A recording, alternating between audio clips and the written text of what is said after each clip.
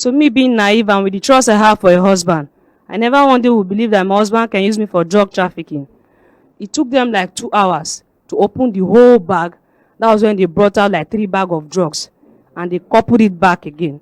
So you don't have idea of drug trafficking and being there. There's no you ever know there's something in that bag. If you know anybody where they live abroad and you don't know the business or the job where that person they do for the country where they live, any day where such a person invite you to come and visit them or to come and stay with them in that country where then they stay, run o. Wetin I talk? Run o. As long as say you don't know the business or the job where then they do for that country where then they. Because if it be your death trap. Watch this video and listen to this our sister as she narrated her life story when nearly kpai her for abroad because of invitation where her own husband sent her to come and visit her for abroad, but she no know say the man get another plan. May we watch the video as she narrated her story for Human Rights Family Radio, Berekete Family. I dey come. Next case now from Madam Enekole Okulu. Now she be the woman wey carry cry come against her husband, where I let us say in 2009, thought say they marry. 1 year after, the husband come invite her to go Malaysia, where allegedly they come find some. Okay, the one where they find drugs for inside her bag. Yes, ma. So okay. Now she be this. All right, make she talk.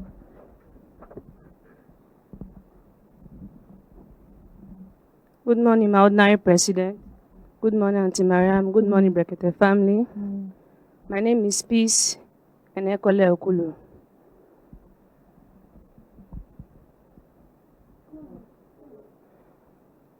In 2009, I got married to my husband, Mr. George Unazi. So after the marriage, he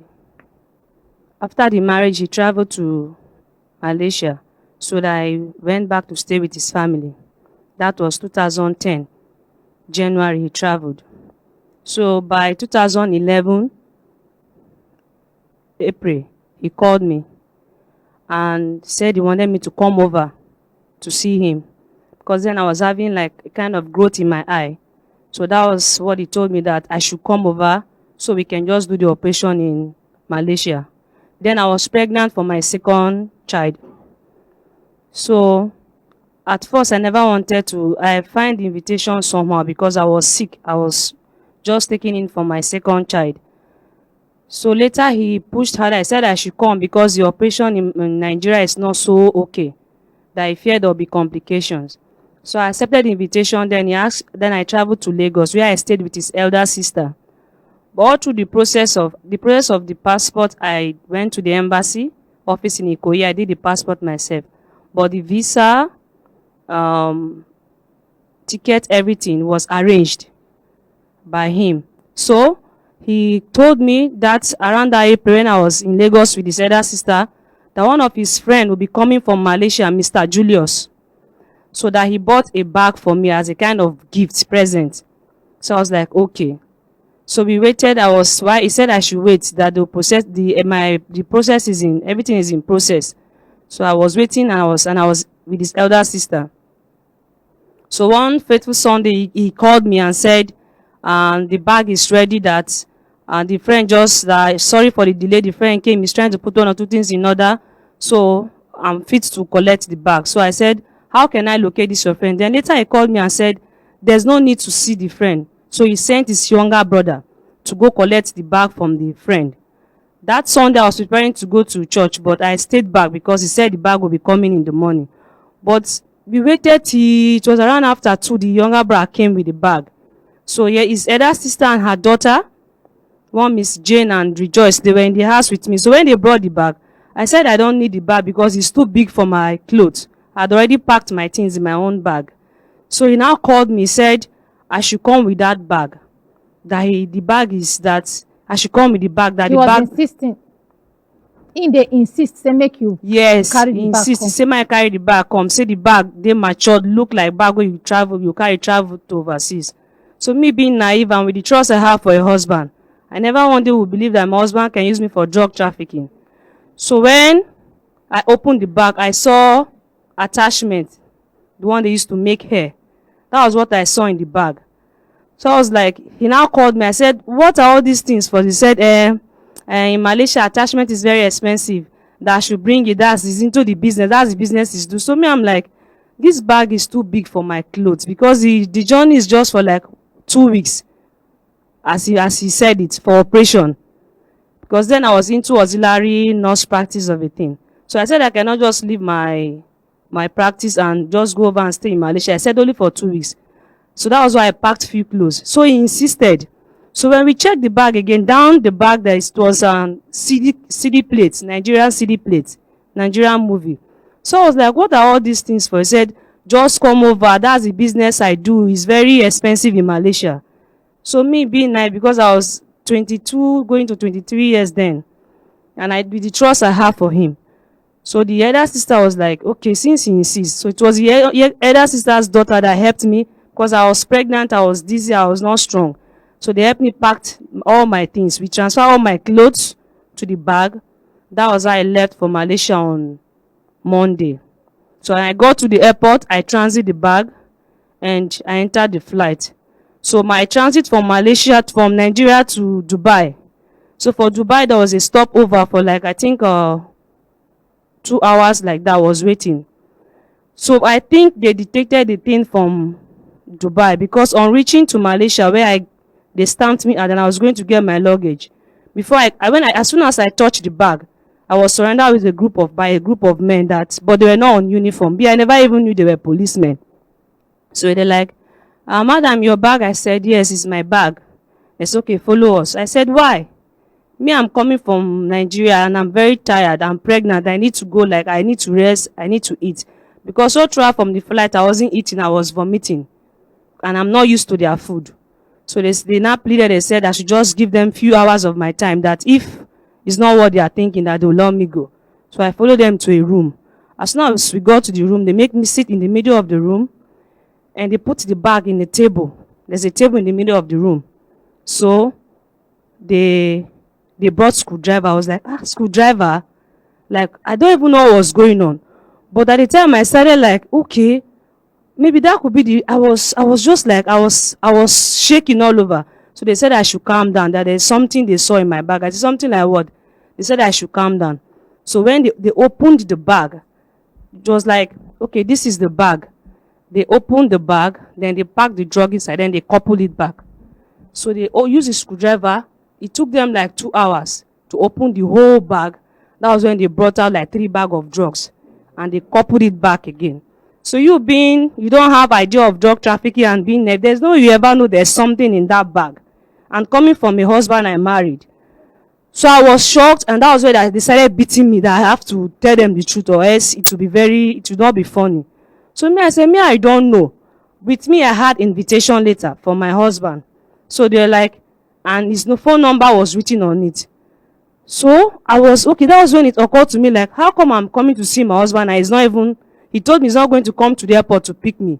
So there's an address in the invitation letter that as soon as they stamp me out, when I get my luggage, I should just get a taxi, give them the letter, they'll take me to the apartment where he stays. So the police drove me down to the apartment by following the address in the invitation letter, and they disguised themselves, make it look as if they are taxi drivers. So when we got to the apartment, they called. So there was one guy that came out. They arrested one Mr. Kingsley.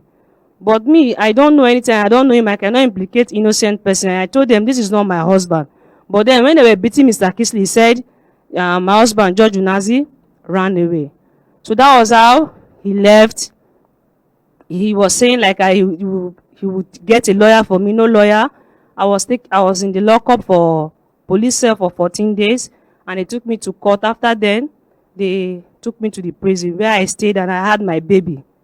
That was how I had a baby there, and no news of him. So this is friend Mr. Julius that brought the bag to Nigeria. He came to visit me and started coming to visit me. So I was like, you know about the bag, you are the one that brought the bag. How come you guys can do something like that to me? He said, no, he never visit you for prison. Yes, this is Mr. Julius. You know, drag in trouser, raise alarm. There was a demarcation.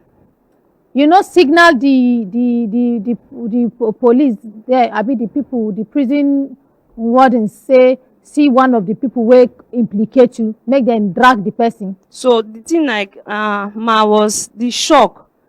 I I was acting like abnormal. So for the first few months in prison, I was not like talking, not eating because I was still in shock. So I don't even know what was happening.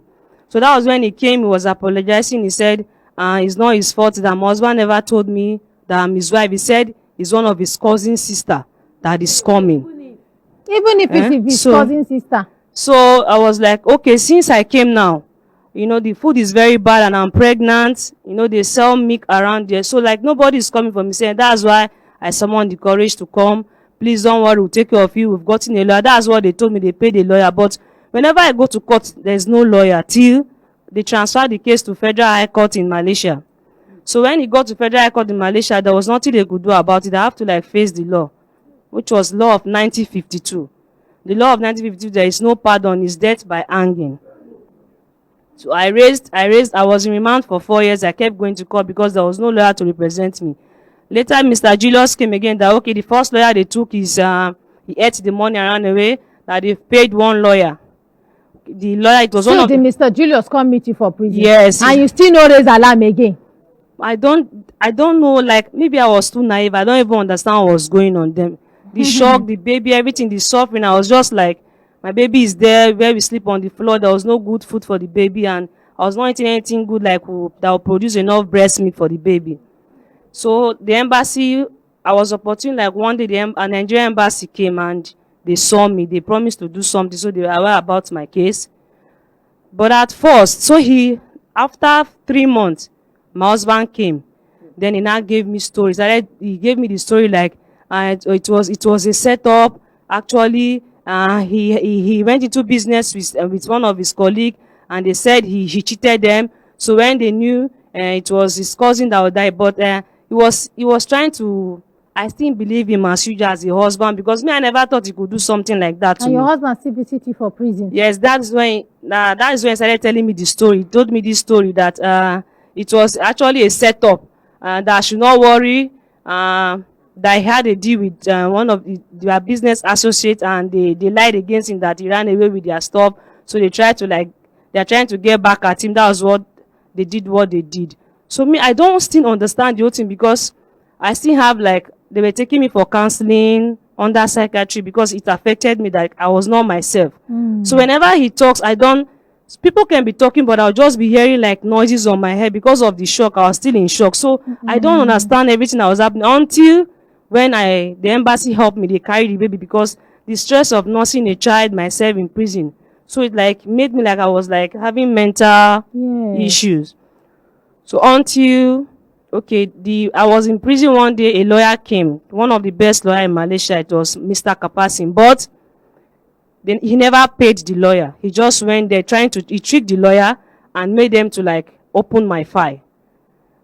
According to the lawyer said he was supposed to pay 70,000 ringgit. Then he told the lawyer that he was going to pay. And that was the end of him. That was how he left Malaysia. Even when I was about to send my son back, it was with the help of our embassy. I met a white lady in prison that told me that her mother would be ready to keep my son, because the suffering was too much for the baby, that the baby was always sick.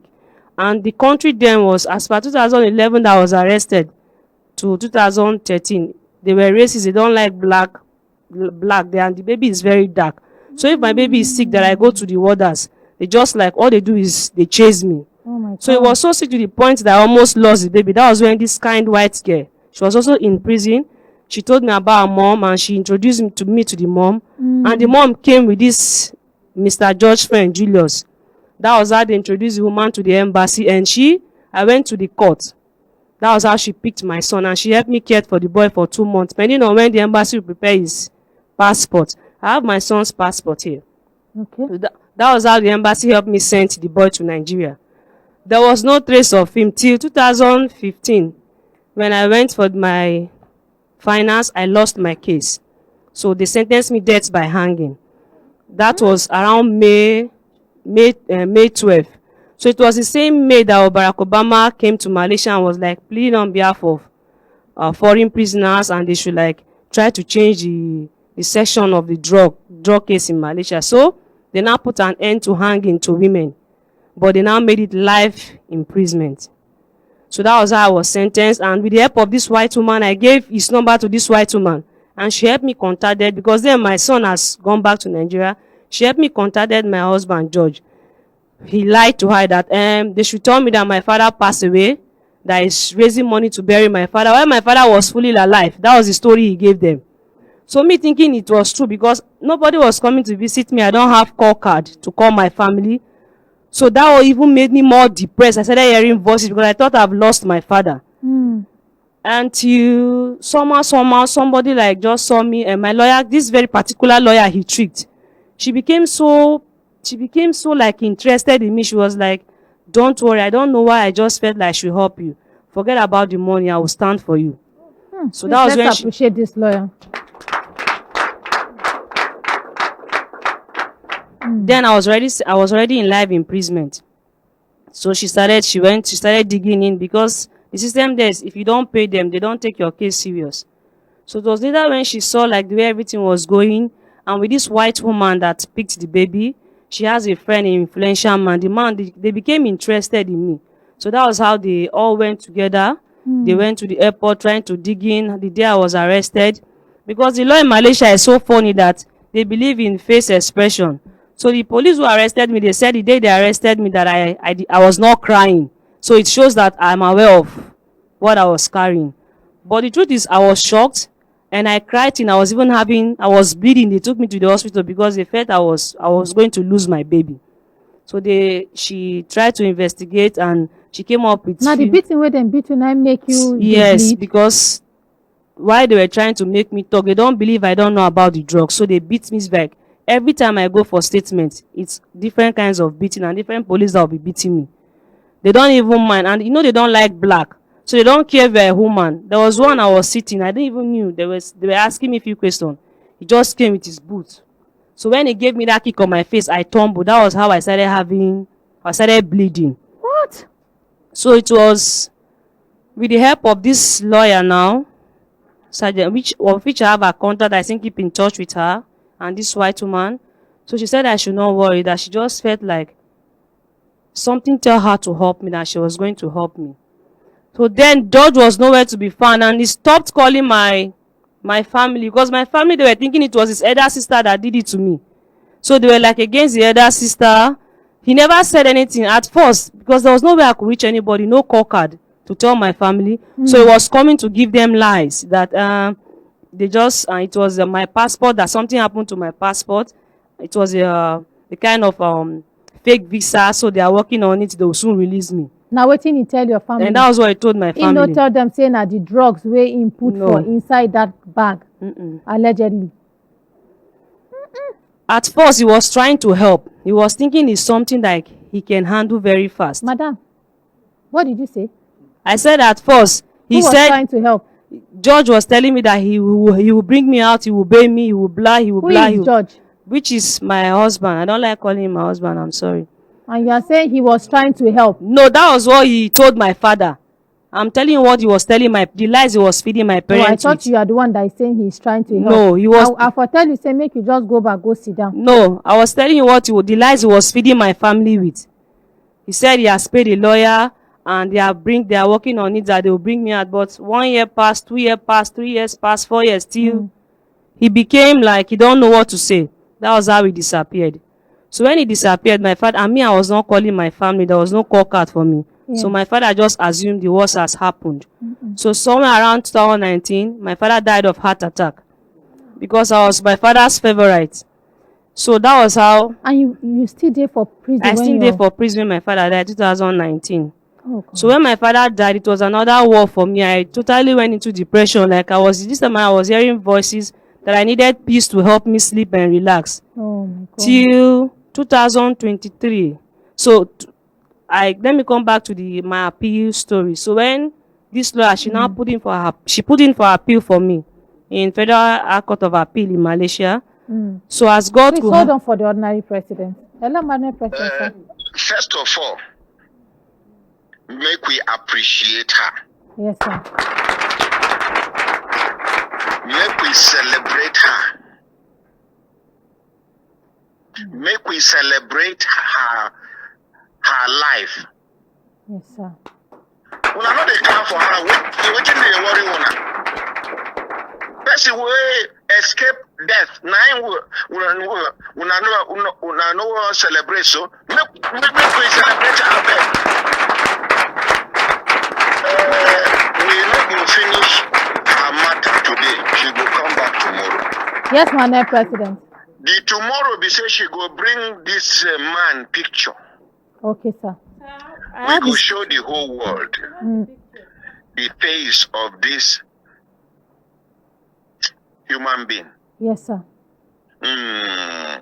So that we don't know whether it go deceive another family. Abi, he don't deceive another family. Peddle drugs. Yes, sir. Imagine saying no, if not be God we intervene on this matter. She for don't go because for that country, they know they joke with anything will concern drugs. So I don't know what I want to understand. Yes, sir. Nakpai, either by anyhow.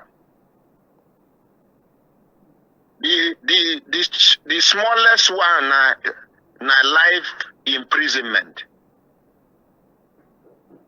So since when she come back to Nigeria, it don't reach 1 year. You don't reach 1 year?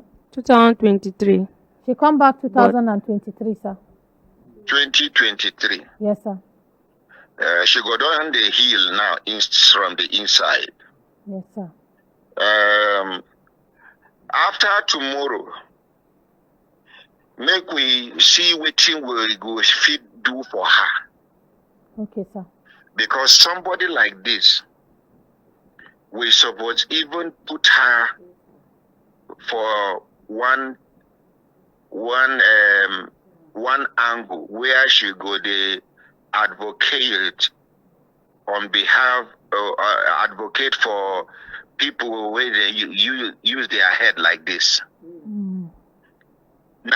Now she's be waiting. She passed through the trauma, the everything, the torture. Yes, sir. Both physical and psychological torture. So somebody like this is an asset to humanity. Her experience, it go add value to what we they do. But make sure look for in picture. Make we show the whole world. And then we go reach out to her. Make it talk in own side of the story. Yes, sir. Where she they stay, she's where she anyway. After the program, yes, sir. make we take over her responsibilities. Thank you, my President. Thank you. Thank you, my President. She go ask her whether she get in picture. Do you have his picture? Yes, she sir. get in picture, sir. Tomorrow we go show in picture. Yes, sir. Tomorrow we go reach out to her. Yes, sir. Tomorrow she go conclude her story. Yes, sir. Tomorrow, by the grace of God, many people go learn lesson. Yes, sir. Now luck she get when she dey talk her own story. Many don't go, many don't buy, many dey for prison. No opportunity for them to share their own experience. So young girls when they deceive. My daughter go marry man with the abroad. He go come back, come marry her. They go do the marriage remotely. This one, that one. Then the next thing, they go carry bag where they don't arrange drugs inside. Where you don't know. You go just enter trap. It to say she succeed, peddle the drugs. I don't know whether I want to understand. Yes, sir. It to say Yawa no gas for that airport. She don't deliver goods where she no wetin she deliver. He go come they spend money on her and her family. They go talk say na better person he be. They no say she don't he don't help her peddle drugs of millions and millions and millions of dollars. Maybe of dollars or of naira. Many don't go. They no fit tell their story to the rest of the world. Auntie Maria, Yes, sir. make we dey careful. Oh. Yes, sir. This world, people they desperate. Yes, sir. People they desperate. We gonna continue. Thank you, Madam President. We will continue with her tomorrow by the grace of God. Amen. Thank you, Madam Thank President. you so much. Let's appreciate our night president. IJ, you can go back to your seat. Tomorrow you go carry in picture come. Waiting be in full name before you go. Use the mic. Waiting be in full name.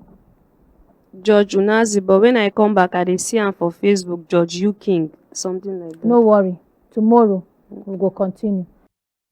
Yes, now. Shebi you don't see am as me to take see am. The part 2 of this story they come. I go still post am in few hours from now because this one don't too long. So I no want make the video too long like that. So if you're interested to watch the part 2 and hear how the story take end, wait for it. I go post am in few hours time. And you where they watch me, it go make better sense if you chook mouth for the matter by dropping your opinion on the comment section down below. We will know what you carry for mind. And now here we go draw the curtain for this particular segment of Waiting the Sup. Don't forget, I remember your one and only personal information chef, 042 Solex, Onye Akụkọ Ụwa, ka emesịanụ.